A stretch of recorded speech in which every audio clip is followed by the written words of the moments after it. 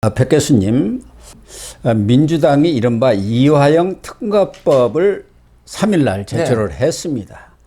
이 특검법은 이화영 전 경기도 평화부지사를 수사했던 수원지검 검사들이 그렇습니다. 사건을 조작을 했다. 해유하고 조작했다. 그러니까 검사를 특검을 통해서 수사를 하겠다. 그 얘기 아닙니까? 네네. 도대체 죄를 진 사람들이 이 이원석 총장도 얘기를 했습니다마는 수사를 하는 경찰과 검사를 특검해버리겠다. 이게 말이 되는 소리입니까? 아니, 그러니까 도둑을 잡은 만약에 형사나 경찰관이 있다라고 하면 그 조사 과정이나 예를 들어 구속을 시켰는데 그 과정을 예를 들어서 이제 뭐 위장을 했다거나 조작을 했다거나 하는 이런 그 덧씌우기를 해가지고 그 다음에 그 도둑을 잡은 범인을 잡은 형사를 수사를 하고 특검을 하겠다는 이제 형태하고 좀 비유가 비슷하거든요. 사실은 지금 이화영 그 경기도 전 평화부지사 같은 경우는 800만 달러 대북 송금 그리고 뭡니까 정치자금법 위반 뇌물 이 액수가 원 6억 원 가까이 되는 걸로 지금 뇌물만도 2억 5천만 원, 그러니까요. 불법 정치자금 3억 3천만 원, 그러니까요. 그리고 불법 송금 800만 원대, 이거 100억 원 아닙니까? 그렇습니다. 이제 이런 어떤 부분에 대한 그 수사를 했고 지금 기소가 된 상태에서 사실은 이제 7일 날인 선고를 하는 거거든요. 그럼 1심 선고를 앞두고 지금 이런 부분을 발의를 했다고 하는 부분은 이원석 검찰총장이 사법방해라고 했어요. 사법방해라고 했죠. 이게 지금 문제는 뭐냐면 만약에 7일 날 1심에서 이화영 전 부지사가 지금 검찰은 구형이 15년 했거든요. 유죄가 된다고 하면 가장 아픈 대목이 하나 있습니다. 이화영 전 부지사가 검찰 진술에서 뭐라고 얘기를 했습니까? 대북 송금에 대해서 이재명 그 당시 경기도지사에게 보고를 했다. 이렇게 했거든요. 잘해보세요. 네. 이런 말까지 했다. 그런데 이렇게. 나중에 진술을 번복을 했지 않습니까? 하지만 이 부분이 근거로 남아있어요, 지금. 이것을 재판부가 신빙성을 인정할 수도 있지 않습니까? 그렇습니다. 여러 가지 정황들이 다 나오고 증거가 나왔기 때문에. 왜 그러냐면 그 당시에 검찰 진술할 때 이화영 전 평화부지사가 혼자 진술한 게 아니고 변호인 입회하에 그다음에 진술 녹화실에서 이 조사를 한 것입니다. 그렇다고 하면 이 사법부의 그 재판을 하시는 분이 판사분이 어떻게 판단하냐면 이거는 임의로 본인이 어떤 경험한 원칙이나 경험한 것을 임의로 자백을 하고 진술을 한 걸로 볼 수가 있거든요. 이렇게 되면은 이 부분이 이재명 전 경기도지사가 소위 말하면 현 더불어민주당 대표가 이 대북 송금에 관여를 했고 알았다. 이걸로 유추가 된다고 하면 상당히 또 복잡한 양상으로 이 번지면서 이재명 대표에 대한 수사가 다시 제기될 소지가 있죠. 제기될 수밖에 없지 않겠습니까? 지금 기본적으로 이화영 이 재판에서의 공범이거든요. 이재명 그렇습니다. 재판은 공범으로 영장도 청구가 됐던 그렇습니다. 것 아니겠습니까? 그리고 상식적으로 보면은 부지사가 그 뇌물 모은 것은 자기 그렇죠. 개인 죄지만 개인 이익이지만. 이 북한한테 불법 송금한 거 스마트팜 비용 스마트팜 500만 500만 달러 그다음에 대북 그 이재명 대표의 방북 비용 300만 달러. 이걸 어떻게 부지사가 자기 마음대로 합니까? 지사한테 보고 안 하고 그런 경우가 어디가 있습니까? 공무원 사회에서. 그러니까 상식이 이제 상식대로 받아들여야 되는데 지금 강함이 상식을 이긴다는 논리나 그 논리가 지금 야권에 지금 통하는 상황으로 지금 번지고 있어요. 예를 들어서 거대 야권의 힘이 어떤 상식을 무너뜨리는 강함이 상식을 이기고 정의를 이긴다라고 하는 이런 게 있어서는 안 되거든요. 지금 지금 상황이 번지고 있지 않습니까? 모든 거에 대한 특검을 다 동원해가지고 대한민국을 특검 천지로 지금 만들고 있지 않습니까? 1일 1특검이라고 언론 보도까지 나왔잖아요. 5월 30일 최상병 특검, 5월 31일 김건희 여사 종합특검, 6월 3일 수원지검 검사특검. 이게 그리고 앞으로도 대장동구 수사인 검사들 특검한다는 거. 조국도 자기 수사가 잘못됐다. 특검서부터 시작해서 또 울산 시장 선거 개입사 황무라도 그 특검이면 그래 다 특검을 하자는 거예요. 그러니까 이제 특검이 난무하게 되면요 정치적으로 혼란이 오면서 국회의원들이 사실은 특검 물론 의혹이 있는 부분에 특검을 해야 되겠죠. 수사가 미진할 때. 하지만 이런 부분들 지금 현재 공수처라든가 다 수사를 하고 있지 않습니까?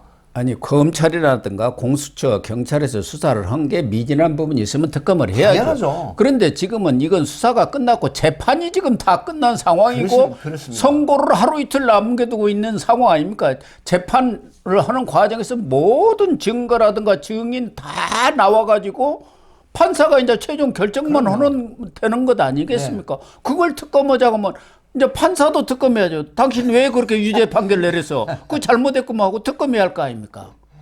그렇게 나올 것 같아요, 저는. 이게 특검이 너무 이제 오남용되는 거거든요. 이렇게 되면 이게 국민들이 완전히 이재명 때문에 네. 그런 거죠. 국민들이 특검의 결과를 믿겠습니까? 결국 특검의 결과도 안 믿게 되거든요. 벌써 피로감을 느끼고 네네. 있잖아요. 뭔 특검이야 이런 소리가 나오죠. 이러기 때문에 이 특검의 이 남발 이거 정말 국가적으로도 손해고 국민이 봐서도 피로도도 높이는 거지만 국력이 손실되는 부분입니다. 이거는. 그렇습니다.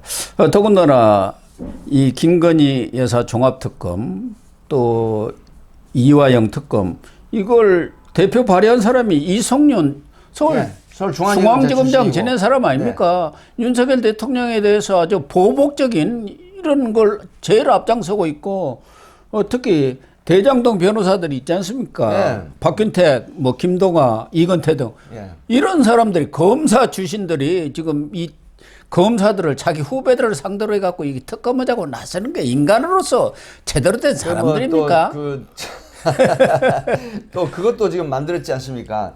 그 정치검찰 사건 조작 특별 대책 예, 이 민영배 의원이 지금 단장을 하고 있는데 방금 말씀하신 이 지금 전직 검사 출신 현직 의원들이죠. 이 사람들이 대장동 변호사 역할을 다 했었는데 이 부분들이 전부 지금 공동 발의를 했어요. 또 민영배 그 단장 밑에 가서 또 단원으로 활약을 하겠다 이제 이런 부분인데 물론 뭐 말씀하신 것처럼 의혹이 있거나 어떤 불합리하거나 소위 말하면 적법 절차 준수를 거치지 않았다고 하면 이 부분이 필요합니다. 왜 그러냐면 이 권력에 의한 은폐는 무섭거든요. 그럼요. 하지만 이 지금 권력에 의한 은폐나 은닉이 가능한 세계가 아니거든요. 하기 때문에 이원석 검찰총장이 좋은 얘기를 했더라고요. 또 수원의 그 사건도 아니 이화영 전 평화부의사에 대한 어떤 문제를 제기를 했을 때 어떤 검사가 그런 중량감 있는 정치인 출신의 피고인이나 피의자에 대해서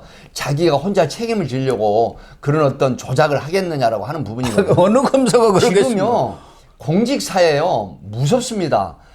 제가 이 김정숙 그 여사님의 얘기를 하고 싶은 건 뭐냐면요.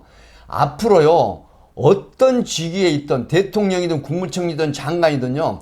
원칙에 의한 예산 집행을 하지 않거나 특권에 의한 행위를 하잖아요. 반드시 이게 드러나게 돼 있습니다. 그렇습니다. 이러기 때문에 이제는 이 부하 직원, 공무원 가리지 않고 인식도 바뀌었고 시스템도 바뀌었습니다. 반드시 이게 드러나게 되거든요.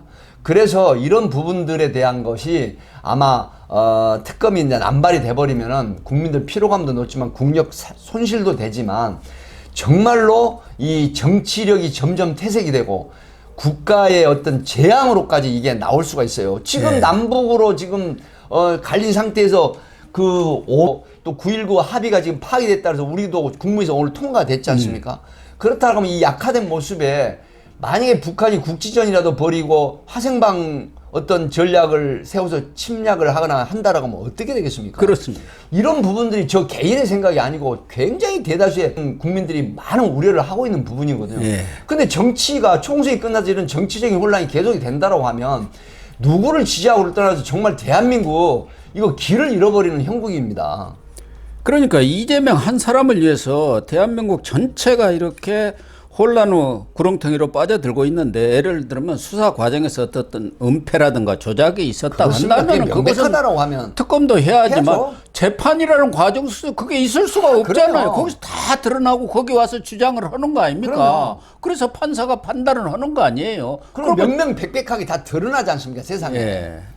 그리고 또 하나는 지금 7일 날 이화영 1심 판결이 내려지면은 벌써 신지록 부장판사는 판결문 다 써놨을 것 아닙니까? 이미 써놨습니다. 이미 늦었어요. 네. 지금 발의하는 것은. 결국은 그렇다고 본다면은 재판 이후까지도 이 문제를 계속 이 끌고 가겠다는 끌고 전략이죠. 가서 재판에 또 항소심 있고 그러니까 계속 영향을 미치겠다 그런 뜻 아니겠습니까? 그러니까 이제 1심의 그 선고라고 하는 부분을 이제 우리 그 고영신 TV의 시청자분들도 다 아시겠지만은 지금 말씀하신 것처럼 이 공소장에서 그동안에 심리를 다 했지 않습니까? 네. 그러면은 결정문이라고 보통 얘기도 하지만 이제 그 선고하는 부분은 이미 지금 다 작성이 된 상태입니다. 그렇죠. 그리고 판결문 다 마지막에 작성이 이런 됐죠. 얘기를 합니다. 변호인 마지막으로 할 말 있나요? 그다음에 검찰 측 뭐 더 이상 할 말 있나요? 그래놓고 이제 마지막으로 묻는 게 누구냐면 이화영 피고인에 대해서 피고인 마지막으로 할 말 있나 이렇게 묻습니다. 그러면 이미 지금 판결문 다 결정이 돼 있는 상태예요. 그거는 요식행위이기 때문에 이런 상황인데 이 부분을 1심 선고를 앞두고 특검법을 발의를 해서 이걸 소용돌이로 이 끌고 가겠다라고 하는 전략이 과연 누구한테 이익이 되는지 이 부분을 한번 다시 생각을 해봐야 될 것 같습니다. 그렇습니다. 아마 이재명 대표도 이 1심 선고를 앞두고 겁이 나기는 나는 모양이에요. 두려웠죠. 그렇습니다. 이 판결이 어떻게 날지를 모르는 거 아닙니까? 본인으로서. 구형 15년을 지금 검찰이 구형을 했거든요. 그렇다고 중형이 이게, 내려지라는 게. 이게 지금 적어도 중형 부분이 이제 나눠지는 부분이 있습니다. 정치자금법 위반하고 뇌물 부분은 아마 유죄가 100%이고 다만 이제 대북 송금이 800만 달러에 대한 부분은 네. 아마 부분적인 선고를 할 것 같아요. 네. 그러니까 이재명 현 대표에 대한 부분을 지금 논외로 치고 이화영 전 부의사에 대한 입법성이 있느냐 없느냐. 그러니까 만약에 이게 입법성으로 받아들여지지 않습니까? 예. 그러면 이재명 현 대표가 피고인으로 바뀔 수가 있다라는 거죠.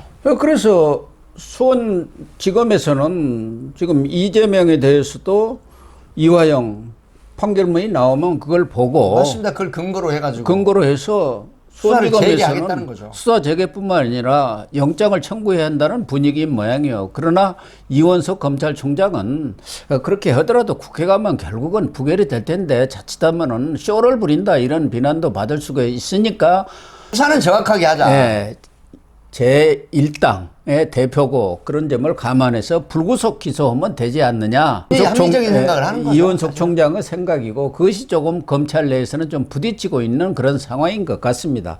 그러나 이재명 입장에서는 판결 내용이 어떻게 나올지도 모르고 이미 이화영 그 변호인도 이야기했듯이 이화영이 유죄면 이재명도 유죄 아닙니까 하면서 그 대권 주자를 유죄시키면 되냐 재판을 연결하 이렇게까지 요구를 한 거 보면 그쪽도 지금 벌벌 떨고 있는 건 사실이에요. 더군다나 신진우 부장판사가 조금 보수적인 그런 성격을 가진 걸로 알려져 있지 않습니까? 예, 그래서 이렇게 지금 무리수를 계속 쓰고 있는 것 같습니다.